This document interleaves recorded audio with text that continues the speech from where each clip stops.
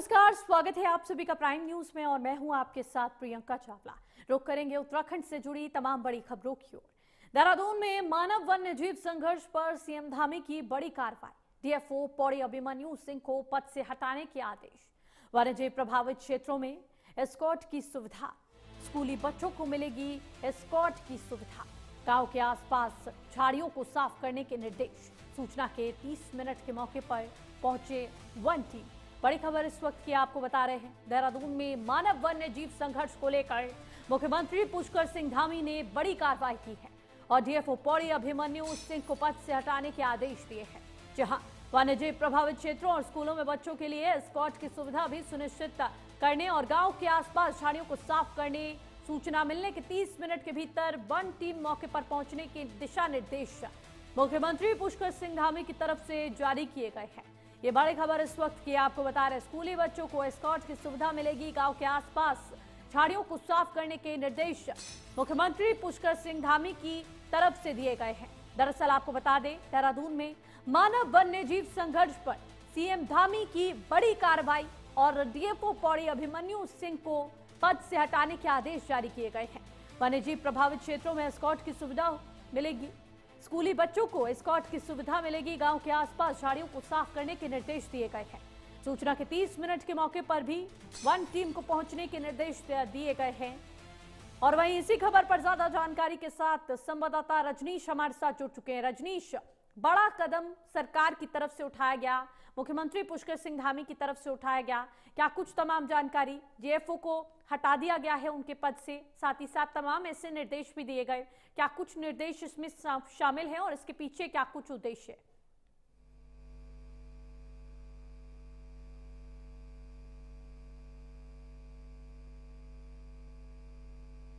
रजनीश, क्या आपको हमारी आवाज मिल पा रही है?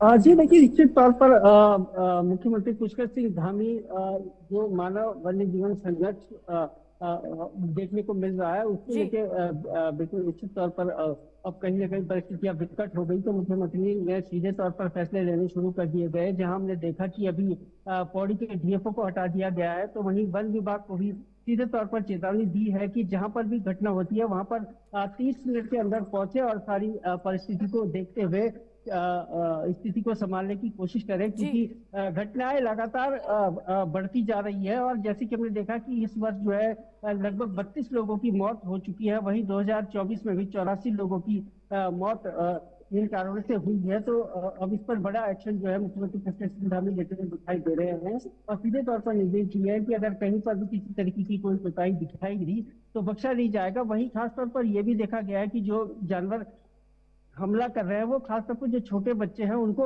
निशाना बना रहे हैं, और जो बच्चे स्कूल जाते हैं उनके ऊपर भी कई हमले देखने को मिले हैं, जिसको लेके भी मुख्यमंत्री पुष्कर सिंह धामी ने निर्देश दिए हैं कि जो पहाड़ी क्षेत्र में बच्चे जो स्कूल जा रहे हैं और जहां पर खासतौर पर ये घटना देखने को मिल रही है वहां पर एक स्क्वाड तैयार की जाए जो कि बच्चों के साथ जाएगी और जब स्कूल जाएंगे तब भी साथ रहेंगे और जब वापस आएंगे उस समय भी लेके आएंगे, क्योंकि घटनाएं इतनी ज्यादा बढ़ गई है कि लोगों के अंदर इतना खौफ हो गया है कि बच्चों को स्कूल नहीं भेजा जा रहा है। और कई जगह तो ऑनलाइन क्लासेस भी शुरू कर दी गई है, जो कि कहीं ना कहीं बच्चों के भविष्य के साथ ही ये दिक्कतों का सामना यहाँ पर देखने को मिल रहा है। तो इसी क्रम में ये जो है निरंतर बैठकों का दौर जारी है और जैसे कि मैंने बताया कि मुख्यमंत्री पुष्कर सिंह धामी इन सब चीजों को लेकर अब कहीं ना कहीं एक्शन मोड में दिखाई दे रहा है। जी बिल्कुल मदन, बड़ी कार्रवाई यहाँ पर की जा रही है सीएम धामी की तरफ से भी और अब तमाम एक्शन लिए जा रहे हैं, क्योंकि तमाम ऐसे मामले सामने आ रहे हैं जिसके चलते वन्यजीव और अब मानवों के बीच ये संघर्ष देखने को मिल रहा है। तमाम जानकारी के लिए आपका बहुत बहुत शुक्रिया। हम आपसे चर्चा करेंगे, हमारे साथ जुड़े रहिए। और देहरादून में सीएम पुष्कर सिंह धामी का बड़ा बयान, मानव वन्य जीव संघर्ष पर सीएम का बड़ा बयान। सरकार की प्राथमिकता जनता की जान माल की सुरक्षा है।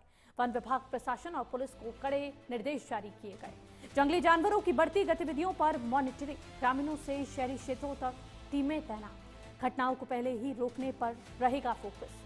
ये बड़ी खबर इस वक्त की आपको बता रहे हैं, जहां देहरादून में सीएम पुष्कर सिंह धामी ने कहा कि सरकार की प्राथमिकता जनता की जान और माल की सुरक्षा है।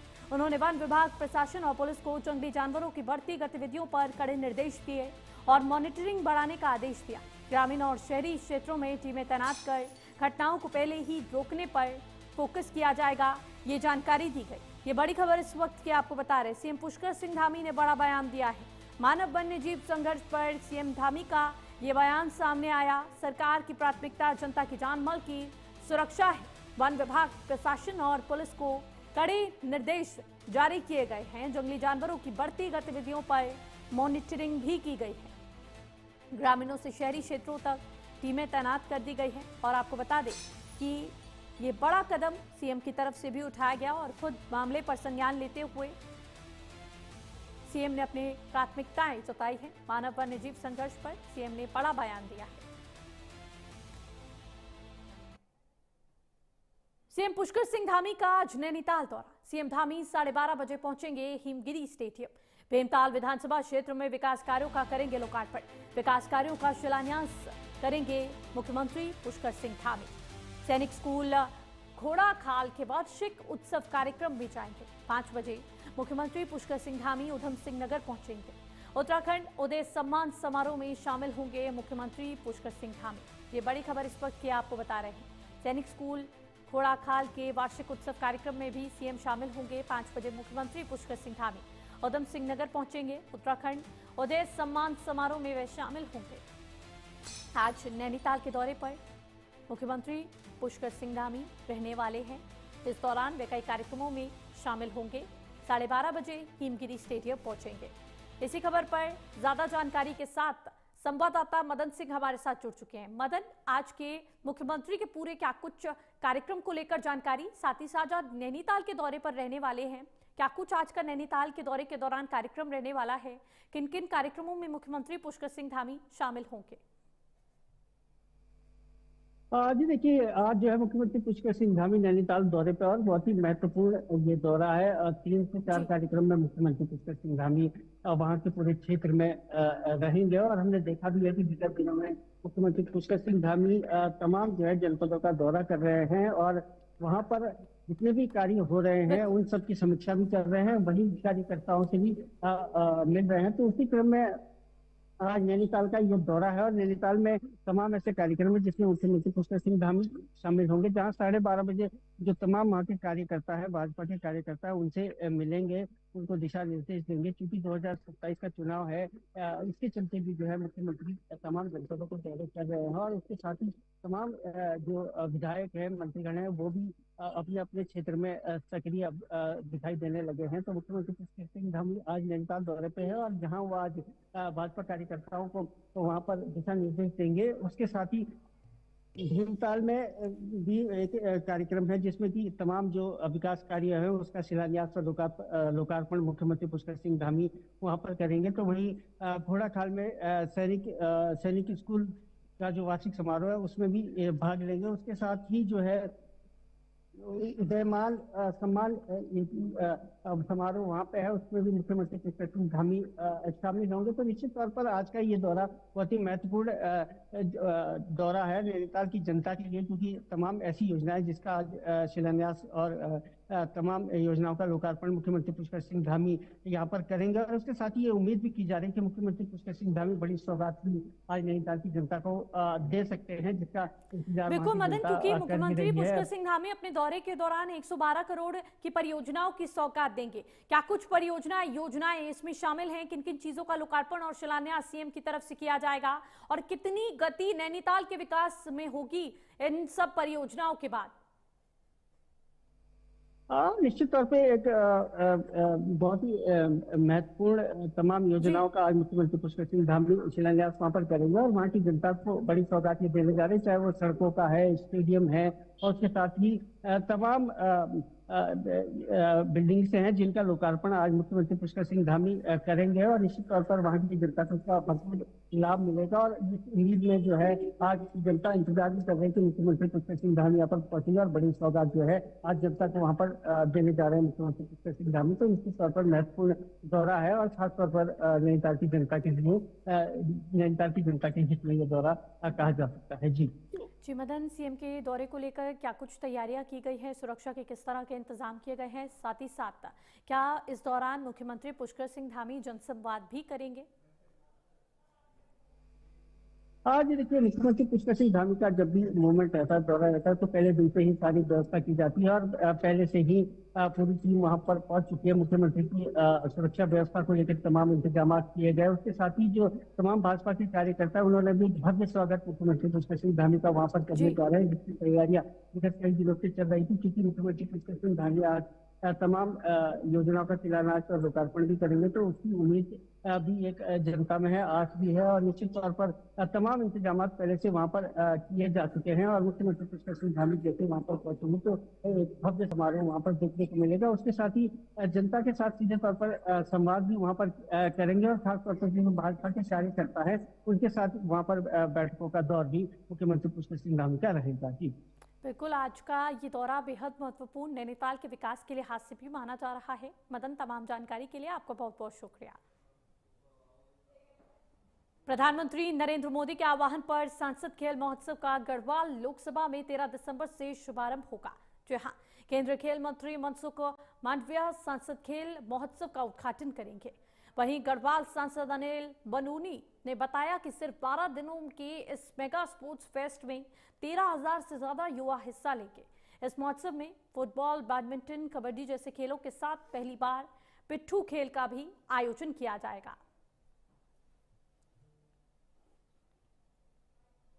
से 25 दिसंबर तक गढ़वाल लोकसभा में खेल महोत्सव का आयोजन किया जा रहा है और पूरे गढ़वाल से बड़ी संख्या में लगभग 13,000 से अधिक युवाओं ने भागीदारी के लिए आवेदन किया है। और हमें पूरा विश्वास है कि ये जो हमारा खेल महोत्सव हो रहा है गढ़वाल लोकसभा का, ये अभूतपूर्व होगा और बड़ी ये प्रसन्नता की बात है। गढ़वाल लोकसभा के लिए हम लोगों के गौरव की बात भी है कि देश के खेल मंत्री आदरणीय मनसुख भाई मांडविया 13 तारीख को पौड़ी इनका उद्घाटन करने आने वाले हैं। पूरे गढ़वाल लोकसभा में, पौड़ी में, श्रीनगर में, रुद्रप्रयाग में, चमोली में, मुनि की रेती में, रामनगर में सभी जगह खेलों का आयोजन किया जाएगा। और मुझे पूरा विश्वास है कि इसमें बड़ी संख्या में जो युवा है वो भाग तो लेंगे ही, साथ ही इसमें से जो ऐसी प्रतिभाएं हैं जो देश और विदेश में भी हमारा नाम रोशन कर सकती है, उन लोगों को चिन्हित भी किया जाएगा। उन लोगों को कैसे अच्छी ट्रेनिंग हो, उन लोगों को कैसे अच्छा वातावरण मिले देश के अंदर, उसकी भी हम लोग तैयारी करेंगे। तो 13 तारीख को से 25 तारीख तक ये आयोजन होगा। मेरा आप लोगों के माध्यम से गढ़वाल लोकसभा के सभी नागरिकों से भी निवेदन है कि वो इन खेलों में उनको देखने भी आए, उनमें भागीदारी भी करें और गढ़वाल लोकसभा को इसी प्रकार से हम लोग सब लोग मिलकर आगे बढ़ाते हैं। देहरादून पुलिस ने धरना प्रदर्शनों पर प्रतिबंध लगाया। शीतकालीन पर्यटन को देखकर लिया गया निर्णय। क्रिसमस, न्यू ईयर सीजन को देखकर भी लिया गया निर्णय। सीजन को देखकर लिया गया बड़ा निर्णय। देहरादून में भारी पर्यटकों के आवागमन की संभावना है। प्रतिबंधित स्थानों पर धरना प्रदर्शन, रैली, जुलूस बैन, बिना अनुमति आयोजन पर मुकदमा दर्ज होगा। आमजन की सुविधा को ध्यान में रखते हुए लिया गया निर्णय। नारेबाजी, बिना अनुमति, लाउडस्पीकर पर होगी कार्रवाई।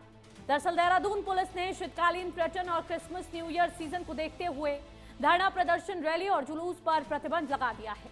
जी हां, प्रतिबंधित स्थानों पर बिना अनुमति किसी आयोजन पर मुकदमा दर्ज किया जाएगा और नारेबाजी या बिना अनुमति लाउडस्पीकर पर भी कार्रवाई होगी। यह निर्णय आमजन की सुविधा और भारी पर्यटकों के आवागमन को लेकर लिया गया है।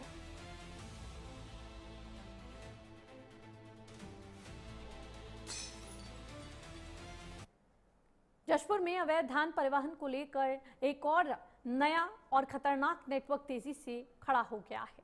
पुलिस प्रशासन की सख्ती के बाद तस्करों ने तरीका बदलते हुए अब बाइक सवार युवकों की टीम के जरिए झारखंड से धान लाना शुरू किया। जानकारी के मुताबिक उत्तर प्रदेश और मध्य प्रदेश के 8 से 10 युवक रोजाना करीब 300 किलो धान जशपुर जिले में पहुंचा रहे हैं। ये युवक प्लास्टिक के टब बेचने का बहाना बनाकर क्षेत्र में घूमते हैं। पहले ये टब की नगद बिक्री करते हैं, लेकिन बिचौलियों के संपर्क में आने के बाद छोटे टब के बदले 10 किलो धान और बड़े टब के बदले 15 किलो धान लेना शुरू कर चुके हैं। जशपुर कलेक्टर रोहित व्यास ने बताया कि अवैध धान तस्करी रोकने के लिए 21 चेक पोस्ट बनाए गए हैं। वहीं अब तक 3000 क्विंटल से ज्यादा अवैध धान जब्त की जा चुकी है।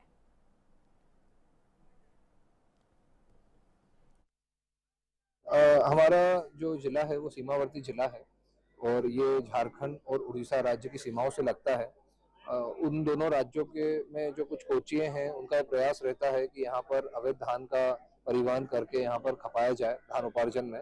तो छत्तीसगढ़ शासन से क्लियर दिशा निर्देश खाद्य विभाग से हैं कि इस तरह के किसी भी उनके मंसूबे को हमको पूरे नहीं होने देना है। तो लगातार हमारी जो टीम है वो चेक पोस्ट पे तैनाती करे हुए है और प्रयास इसमें यही है कि कोई भी अवैध धान हमारे यहाँ के किसानों के नाम से यहाँ पर समितियों में न खपा पाए। तो लगातार इसमें धरपकड़ की कार्रवाई की जा रही है। 3000 से क्विंटल अधिक के धान की अभी तक जब्ती बनाई जा चुकी है और पुलिस प्रशासन इसमें लगातार सतर्क है।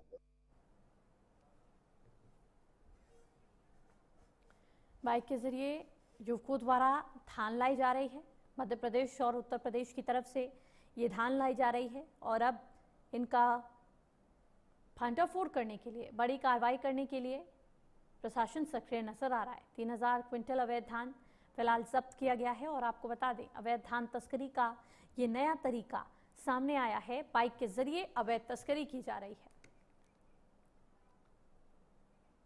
उधम सिंह नगर के जसपुर में ward number 5 Abdul Kalam park मोहल्ले के दर्जनों महिलाओं और पुरुषों ने पानी की निकासी की समस्या और प्रॉपर्टी डीलर द्वारा मोहल्ले का रास्ता बंद किए जाने के विरोध में नगर पालिका परिषद कार्यालय पहुंचकर अध्यक्ष नौशाद सम्राट और अधिशासी अधिकारी उदयवीर सिंह का घेराव कर हंगामा किया। लोगों ने बताया कि रास्ता बंद होने से मोहल्ले में भारी दिक्कतें हो रही हैं और अगर सुनवाई नहीं हुई तो वो उच्च अधिकारियों तक जाएंगे। पालिका अध्यक्ष नौशाद सम्राट ने समस्या का समाधान 1 सप्ताह में करने के आश्वासन दिए हैं।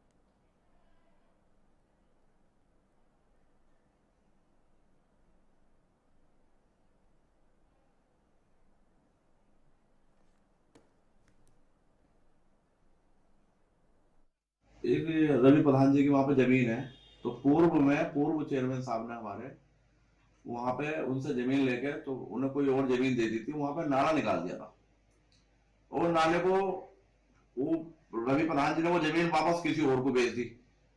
अब उस नाले का पटला उठा दिया गया है। अब उस नाले का पटला अगर उठता है तो मोहल्ले में कुछ भी हो सकता है। हमारा सरकारी नाला हो गया। जब हमने उन्हें जमीन दे दी तो पूर्व में, तो उसका पटला जब उठाया तो मैं कर पाऊंगा। एक रवि प्रधान जी की वहां पे जमीन है। अधिशासी अधिकारी और अध्यक्ष का घेराव ग्रामीणों की तरफ से मोहल्ला वासियों की तरफ से किया गया और उनकी तरफ से सख्त कार्रवाई की भी मांग यहाँ पर की गई।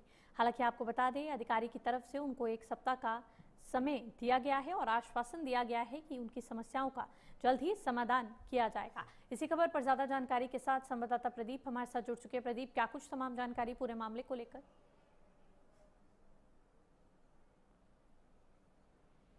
हेलो जी प्रदीप, क्या आपको हमारी आवाज मिल पा रही है? जी हाँ जी बिल्कुल प्रदीप, क्या कुछ तमाम जानकारी पूरे मामले को लेकर? मोहल्ले वासियों ने अधिशासी अधिकारी के कार्यालय का घेराव किया और उनकी तरफ से चेतावनी भी दी जा रही है बड़े पैमाने पर आंदोलन और प्रदर्शन करने की।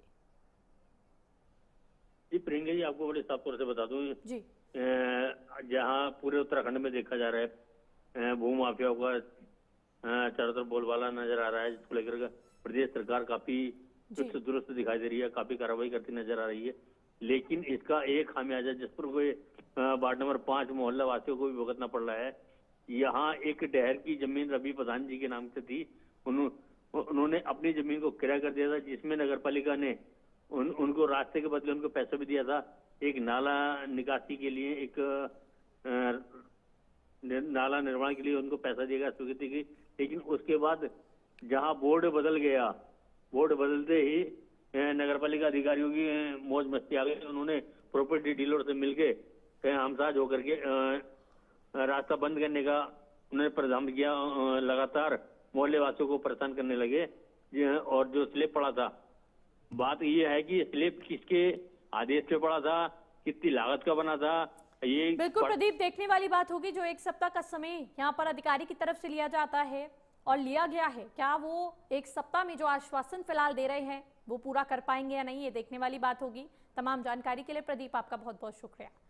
देहरादून के वाडिया हिमालय भूविज्ञान संस्थान में ल्यूमिनेसेंस डेटिंग और इनके अन्य प्रयोगों पर 3 दिवसीय राष्ट्रीय कार्यशाला जारी है। देश भर से आए विशेषज्ञों ने फील्ड विजिट और सत्रों में विभिन्न भूवैज्ञानिक पहलुओं और सत्रों में विभिन्न शोध तकनीकों पर विचार साझा किए, जबकि पोस्टर प्रदर्शनी आयोजित की गई। यूके के प्रोफेसर एड रॉड्स ने ऑनलाइन जुड़कर अपने विचार प्रस्तुत किए। आईआईटी कानपुर के प्रोफेसर जावेद ने बताया कि कार्यशाला शोधार्थियों को ल्यूमिनेसेंस डेटिंग तकनीकों और वैश्विक शोध पहलों से अवगत करवा रही है। साथ ही भविष्य के शोध कार्य और विशेषज्ञों के साथ संवाद का एक बड़ा अवसर भी प्रदान कर रही है।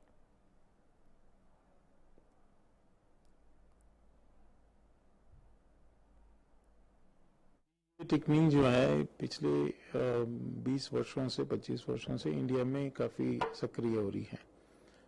पहले हम लोग ज़्यादातर फोकस करते थे, जैसे हम लोग जो काम करते हैं आईआईटी कानपुर में वो अर्थक्वेक्स पे ज़्यादा काम करते हैं। हमारे यहाँ पे भी इल्यूमिनेशन डेटिंग की लैब है जो कि प्रोफेसर सिंघवी के सहयोग से ही, उनकी हेल्प से ही पूरी बनी है। उन्होंने पूरा हमको गाइडेंस किया उसके लिए। तो पहले हम लोग जो है वो कार्बन 14 जो है, चारकोल ज़्यादातर है, उसको हम लोग डेट करते थे, उस पर ज़्यादा उसका महत्व उसको देते थे करके।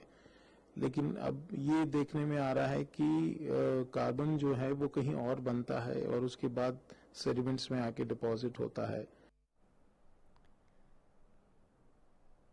खबर चंपावत से है, जहां टनकपुर कोतवाली पुलिस ने बड़ी कार्रवाई की। पुलिस ने कई खोए और चोरी हुए मोबाइल फोन बरामद किए।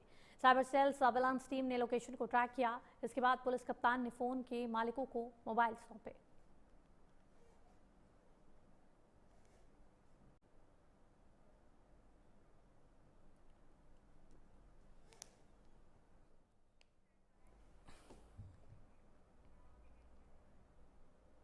खबर रुड़की से है, जहां मंगलौर नगर पालिका परिषद ने एक बार फिर अतिक्रमण के खिलाफ कार्रवाई की। दरअसल मंगलौर कस्बे में अतिक्रमण को लेकर कई बार शिकायत की गई। इसको लेकर नगर पालिका टीम ने अभियान चलाया। अधिशासी अधिकारी उत्तम सिंह नेगी ने बताया कि कस्बे में लगातार अतिक्रमण को लेकर शिकायत आती थी। इसको लेकर नगर पालिका द्वारा टीम गठित कर कस्बे में अतिक्रमण करने वालों के खिलाफ कार्रवाई की गई। वहीं दोबारा अतिक्रमण किया जाने पर कठोर कार्रवाई किए जाने की भी चेतावनी दी गई।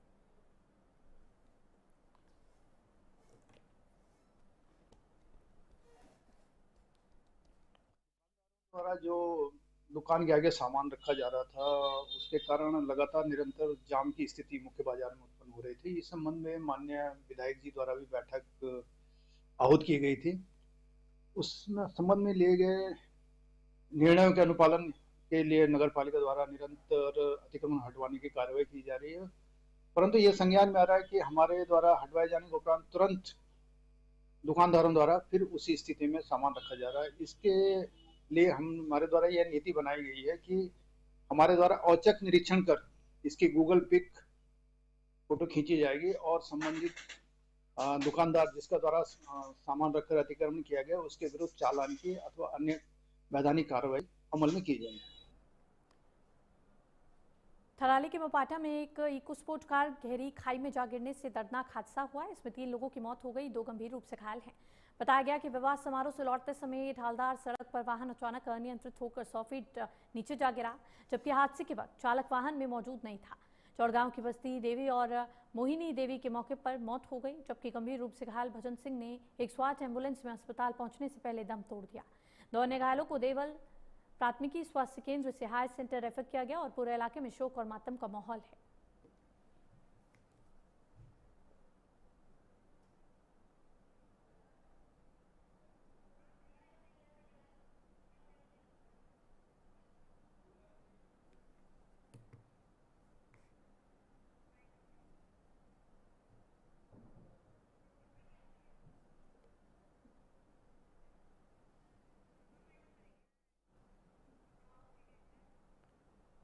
और चले वहीं फिलहाल के लिए इस बुलेटिन में इतना ही। देश दुनिया से जुड़ी तमाम खबरों के लिए बने रहे हमारे साथ और देखते रहें प्राइम न्यूज़। नमस्कार।